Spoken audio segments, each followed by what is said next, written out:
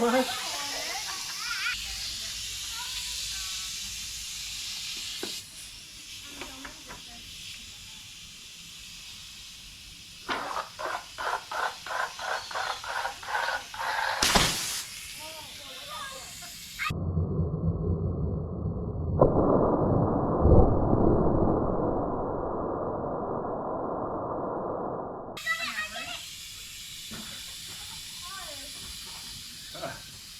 Is that the highest one yet?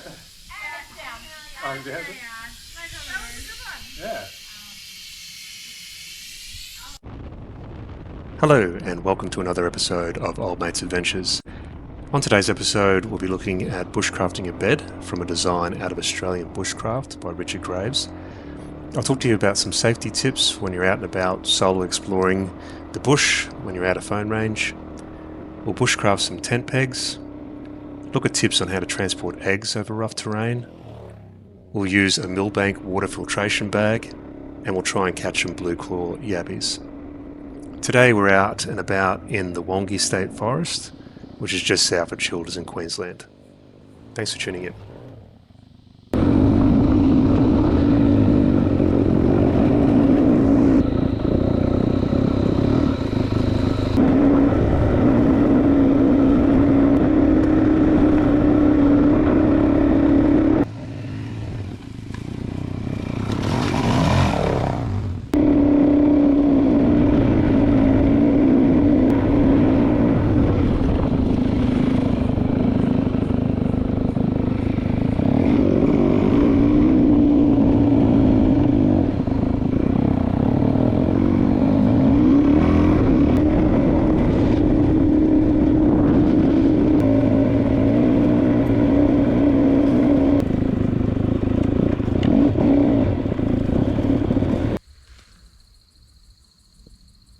Alright, so this is the Wongi State Forest.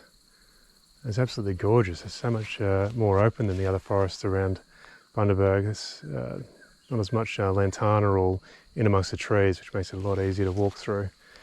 But there's way more timber lying down, so it makes it very hard to navigate on a motorbike. Got about as far as I can by bike, and I'm going to go on foot down to what should be a little lagoon or waterfall, waterhole down this way. So in terms of safety, when you're out and about exploring the Australian outback and forests and getting a bit remote, especially if you're by yourself and there's no phone reception, a few must-haves. Snake bandages, you want a couple of those just in case you get bitten. A personal location beacon. If you've got no phone reception and you get bitten by a snake, if you dress yourself with the bandages and stay as still as possible, there's a really good chance you'll survive, but it's moving around that's going to cause you lots of issues. So you need help to come to you. You definitely shouldn't be trying to get to help. The best course of action is to put your bandages on, find a shady spot, and just stay as calm as possible and set your PLB off. You definitely want some snake bandages, PLB. This day and age, there shouldn't be any excuse really for getting lost. You can buy heaps of good apps for your phone and just make sure you record your track wherever you're going. And that way, if you do get a bit lost, you can just find the way that you came in. And you just make sure your phone's charged before you set off on foot or before you set off. And just take another little power bank as well. And if it's starting to look like you're going to run out of battery, then that's when you turn around and head home. The bigger the adventure, the more backup battery power you should take. Whenever I'm about to go walking out in the scrub, through some long grass or over logs, any sort of bushwalking really, I like to put these snake gaiters on. These are just high density canvas, apparently snake proof. If a snake does strike, it won't be able to penetrate that material. And it won't be able to get to your boot either, so that gives you protection all the way from your heel up to your knee. And that's the most likely spot that you'll get bitten by a snake is on the lower legs or on the hands if you're picking up firewood or something like that. The main thing when you're out bush is to try and protect your lower legs and wear gloves and just be very careful when you're picking up firewood and that sort of thing.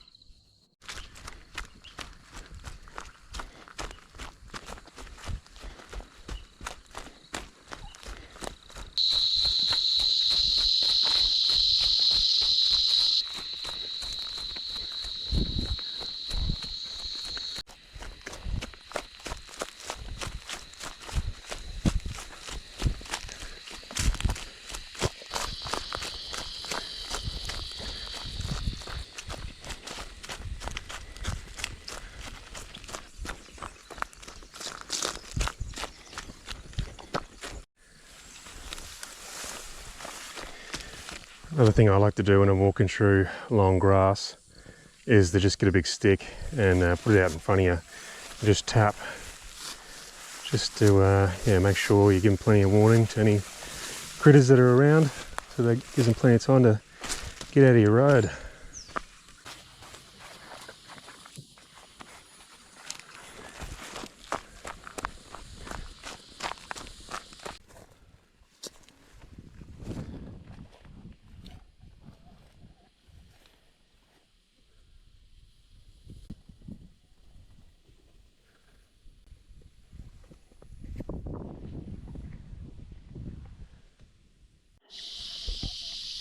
Alright, going to try and catch a yabby today. Don't know if it really looks like there'll be too many in there. I think they're like muddy banks so that they can burrow into the sides. Yeah, not sure. Depends what the material is in the underneath the water here. But well, we'll throw some bait out and see how we go.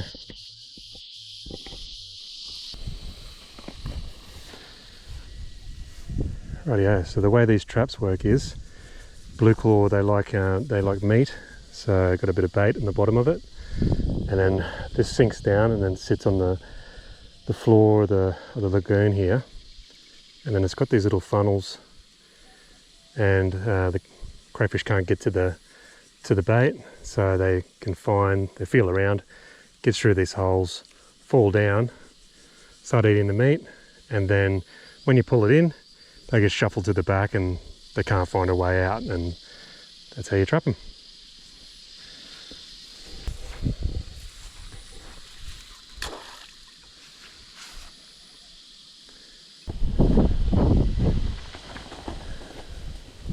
So I got my shade halfway set up. Today I'm going to need to make some pegs because there's nothing really much to tie off to, so I'm going to have to run some lines down to the ground.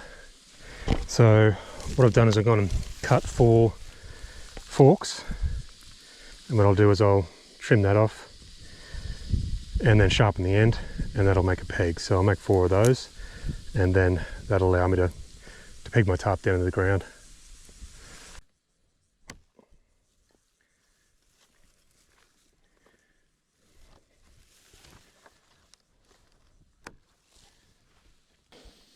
What I'm going to do here is just take the edges off the end here, so that when I hit it with the hammer it doesn't just split the wood.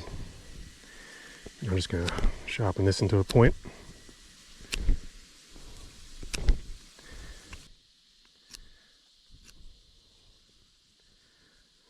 There we go, 1 peg.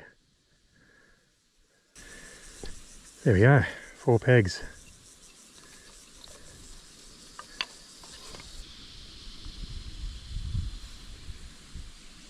Alright, I got the shelter up, so now I'm going to have a crack at making this bed.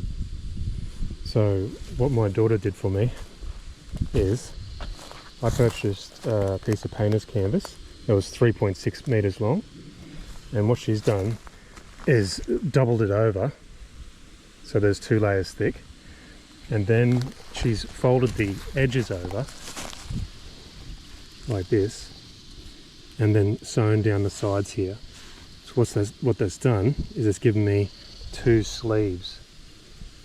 So I'll be able to put 2 branches up there, and then I'll be able to brace those branches apart, and that'll keep it nice and taut. And then my idea is that I'll then suspend it from in between these 2 trees so that it sits underneath my shade here. And that'll be good because it'll keep me away from all these meat ants that are everywhere. I'd rather not cut down any green timber. I found this old dead one that's still standing upright. It's nice and straight, so I'm going to have a go at lopping that one down. I should be able to get a couple of good straight pieces out of that one. That way I don't have to cut down any green timber.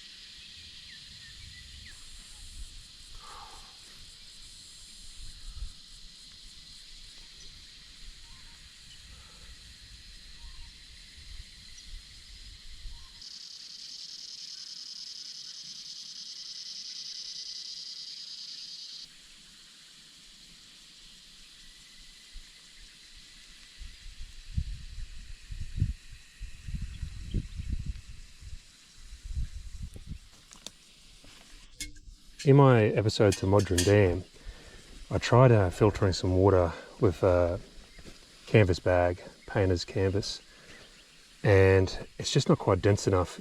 The water was flowing through too quickly and it wasn't doing a proper job of filtering the water.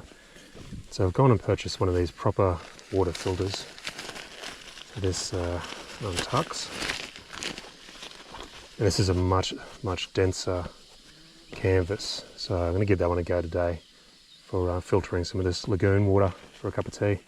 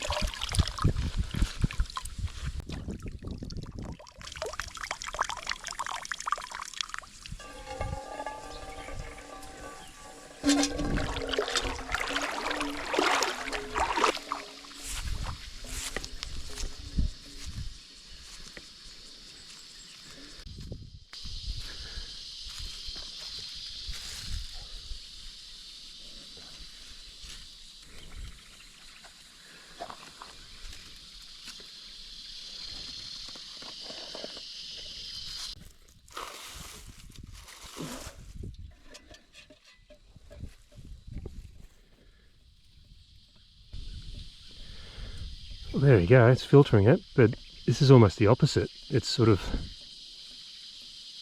that's pretty slow going. That would take a long time to filter that water. But it'll be super nice and clear, that's for sure. Anyway, we'll see how long that takes.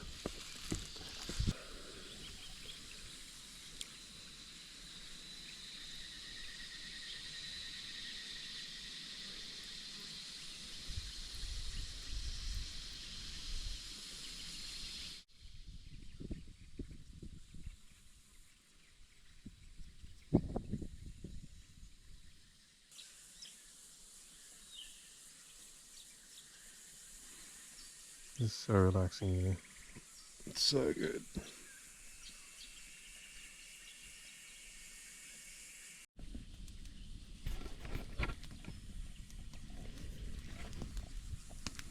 What the fuck is that?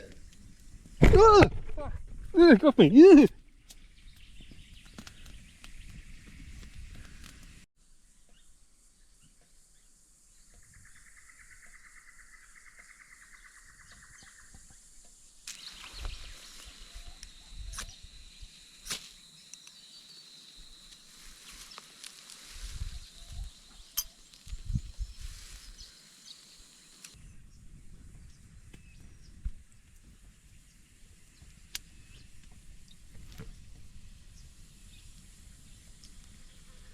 Well, that's taken about 45 minutes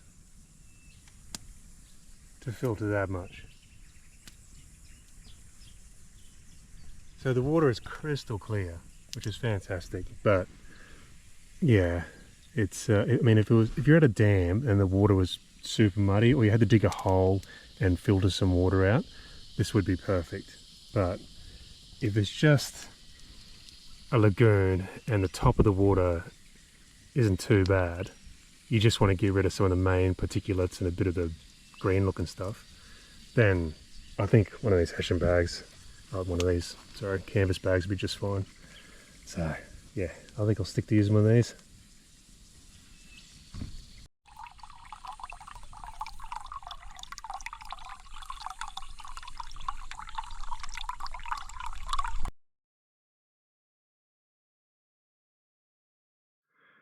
So here's a bit of a bush trick for you. If you ever go camping and you want to take some eggs with you for some morning bacon and eggs, and you're worried about them breaking, then if you take them in a container of water and fill the container completely to the brim, then the eggs won't break.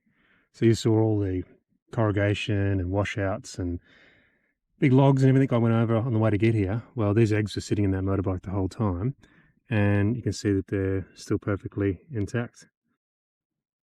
Yeah, so Bit of a bush trick for you. I learnt that in Year 8 Science. Yeah, there you go. So if your water is still a little bit brown or it's got a little bit of particulate still in it, then the main thing is just letting it boil for a good 3 or 4 minutes on the boil, and that'll kill 99.9% of all bacteria and parasites and that sort of thing. So yeah, as long as you do that, then the water's completely safe to drink.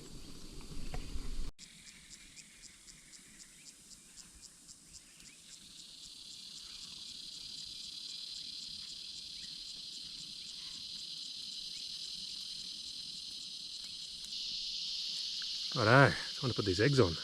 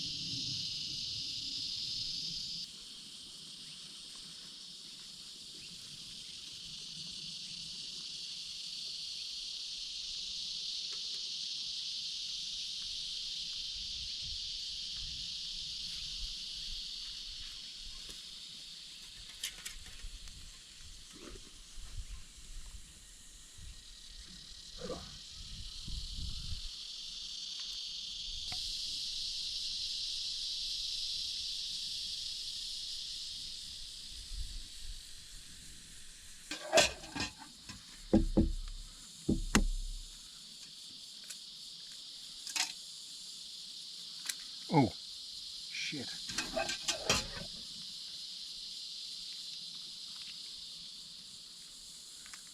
Alright. Need to leave that on for a bit longer, eh?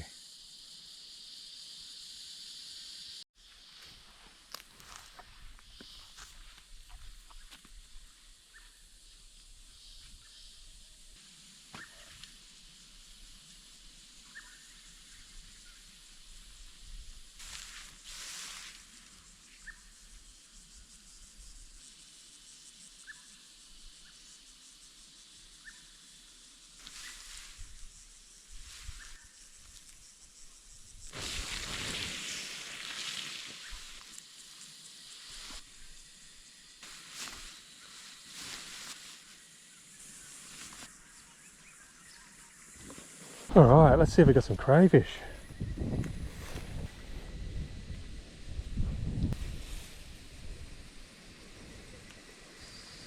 What the hell? They managed to get that meat out. That's crazy. There's no holes in the side of it. That is crazy. I don't know how that bit of meat has gone missing.